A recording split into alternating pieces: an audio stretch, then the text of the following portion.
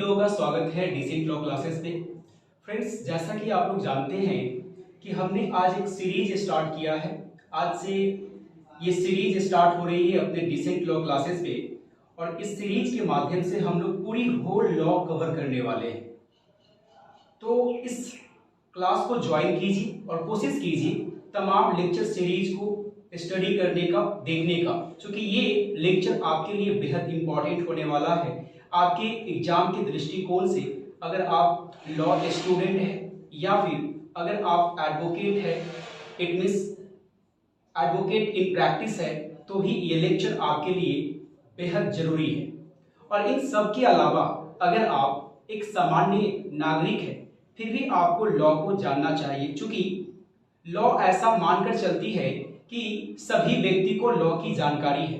एक एग्जांपल मैं आपको बताऊं, मान लीजिए कि आप में से बहुत सारे लोग जो बिहार में रहते हैं और उनको ये पता ना हो कि बिहार में शराब बंद है, और तभी जाकर के वो शराब पी लेता है और बाद में अपने आप को डिफेंड करता है, बचाव में ये बोलता है कि मुझे जानकारी नहीं थी कि बिहार में शराब बंद है। तो क्या इस कारण क्या उस व्यक्ति को छोड़ दिया जाएगा? इसका आंसर होगा नहीं, नेवर, कभी नहीं।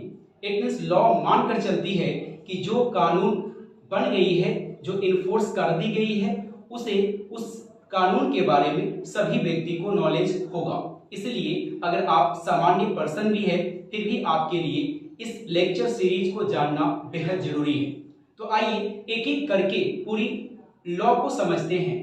और लॉ को समझने से पहले कुछ बेसिक क्लासेस जो होती है, उसी बेसिक लेक्चर के ऊपर आज हम लोग बात करेंगे, ठीक है? तो वन बाय वन टॉपिक के साथ डिस्कस करूंगा और टू दी पॉइंट में बात करूंगा, ना ही इधर उधर की बातें, बिल्कुल भी नहीं। एकदम कॉन्सेप्ट क्लियर करा दूंगा और पूरी कंसंट्रेशन के साथ अपने पास कॉपी पेन रख लीजिए और ऑडियो को सुनते चलिए, देखते चलिए, और जहां जहां लगे वहां वहां पेन डाउन भी करते चलिए, ठीक है?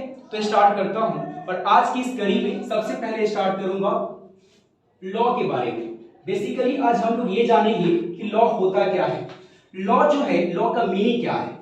सबसे पहली बात, लॉ जो है विधि, किसी देश या राज्य का आधिकारिक नियम होता है जो बताता है कि लोग क्या करें और क्या ना करें।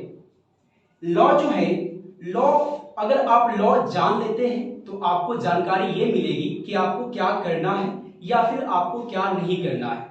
अगर आपके पास लॉ की जानकारी नहीं रहेगी तो पता है दोस्तों, आप वो लॉफुल एक्ट कभी कर ही नहीं पाएंगे, आप अनलॉफुल एक्ट कर पाएंगे।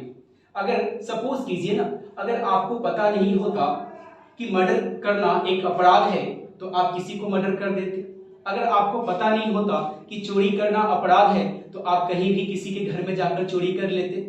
तो लॉ बेसिकली हमें ये बताती है कि हमें क्या करना चाहिए और क्या नहीं करना चाहिए, ठीक है? तो याद रखिएगा, विधि किसी देश या राज्य का आधिकारिक नियम होता है जो बताता है कि लोग क्या करें और क्या ना करें। तो ये तो हो गया लॉ की मीनिंग। और इसी के बाद हम लोग जानेंगे आखिर ऑब्जेक्ट ऑफ लॉ क्या है। लॉ जो हम लोग पढ़ते हैं इसकी उद्देश्य क्या है, इसकी ऑब्जेक्ट क्या है। तो इसका ऑब्जेक्ट है, पहला, ये लॉ से हमें जानकारी मिलती है कि हमें क्या करें, हमें क्या करना चाहिए और हमें क्या नहीं करना चाहिए। ऑब्जेक्ट ऑफ लॉ की बात किया जाए तो ये अवॉइड, डिस्प्यूट को अवॉइड करता है। दूसरा, ये डिस्प्यूट को सेटल करता है। तीसरा, फॉर पीसफुल लिविंग, इसका उद्देश्य है maintain order and peace. Order यानी कहने का मतलब ऑर्डर और पीस को मेंटेन करके रखता है। और बेनिफिट फॉर सोसाइटी, ये जो लॉ होता है ये सामाजिक दृष्टिकोण से समाज के लिए ये काफी बेनिफिशियल होता है। तो लॉ का ये कुछ उद्देश्य है यानी ऑब्जेक्ट है, तो इसे भी आप लोग पेन डाउन कर लेंगे। अब हम लोग बात करते हैं कि फर्स्ट सोर्स ऑफ लॉ क्या है। पहला सोर्स ऑफ लॉ क्या है, पहला स्रोत क्या है विधि का। विधि सबसे पहले कहां से निकल करके आई है, तो वो है आपका मनुस्मृति। जी हाँ दोस्तों, आप अगर क्लैट का प्रिपरेशन कर रहे हैं, क्लैट यूजी या फिर क्लैट पीजी, तो ये क्वेश्चन क्लैट में पूछा गया है, कई बार क्वेश्चन पूछा गया है कि फर्स्ट सोर्स ऑफ लॉ क्या है। आपको आंसर करना है Manusmriti. Then first law giver क्या है, यानी सबसे पहले लॉ देने वाला व्यक्ति कौन है, वो है आपका मनु साहब। तो याद रखिएगा फर्स्ट लॉ गिवर ये मनु है। फर्स्ट सोर्स ऑफ लॉ कौन है, मनुस्मृति है, और फर्स्ट लॉ गिवर क्या है, तो मनु साहब है। इस दो पॉइंट को आप याद रखेंगे, आपसे कोई भी व्यक्ति ये क्वेश्चन पूछ सकता है। अब दोस्तों अब हम लोग बात करेंगे सोर्स ऑफ लॉ के ऊपर। आखिर लॉ का सोर्स क्या क्या है, लॉ कहां कहां से निकल करके आती है। जैसे कई बार पूछते हैं ना, आपके पिताजी जो पैसा कमाते हैं, पैसा अर्न करते हैं, उनका सोर्स क्या है, इनकम का सोर्स क्या है। इट मींस पैसा आपके घर में कहां कहां से आता है।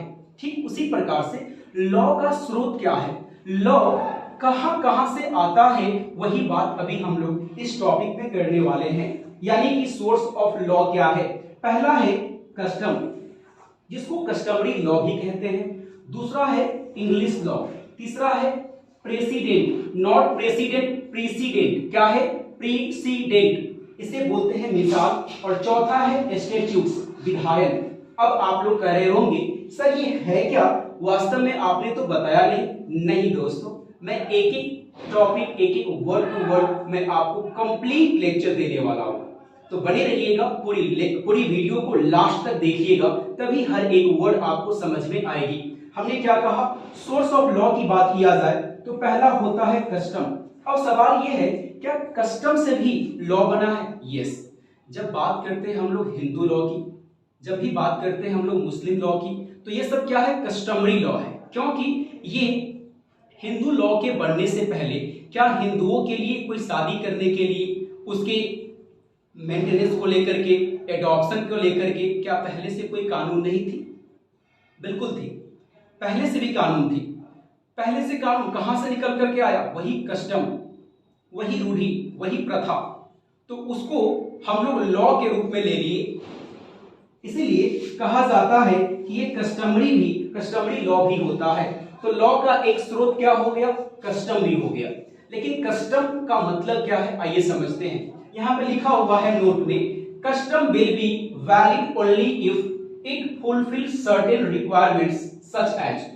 कस्टम जो है, कस्टम इट मींस रूढ़ी या प्रथा, तभी वैलिड माना जाएगा जब कुछ रिक्वायरमेंट्स को फुलफिल किया जा सकता है। दोस्तों यहां पर यह बता रहा है कि कस्टम किसे मानेंगे, तो कस्टम का मतलब है कि it must be in practice from time immemorial. यानी कहने का मतलब ये जब आपने कानून को बनाया, जब ऐसा रूल आपने बनाया, उस समय से ये कंटिन्यू प्रैक्टिस में होना चाहिए, तभी उसे कस्टम कहेंगे। दूसरा, it must be certain and definite. देखिए ये जो कस्टम होगा, जो रूल आप बनाएंगे, ये सर्टेन होना चाहिए और ये डेफिनिट भी होनी चाहिए, निश्चित भी होनी चाहिए। ठीक है, इसके बाद इट मस्ट बी रीजनेबल। ऐसा नहीं हो कि बिना कोई कारण के बन जाए, इसके पीछे एक कंप्लीट एक रीजन होना चाहिए। ठीक है, इसलिए it must be reasonable, it must have been continuously in practice. यानी कहने का मतलब ये लगातार उस फैमिली के कुटुंब के द्वारा, उस कुटुंब के सदस्य के द्वारा लगातार उसे फॉलो किया जा रहा हो, उसे कस्टम कहा जाएगा। और देन हम लोग बात करेंगे लास्ट पॉइंट की, it must not be against the public policy, जो लोक नीति के विरुद्ध नहीं होना चाहिए। तो ये है आपका दोस्तों कस्टम।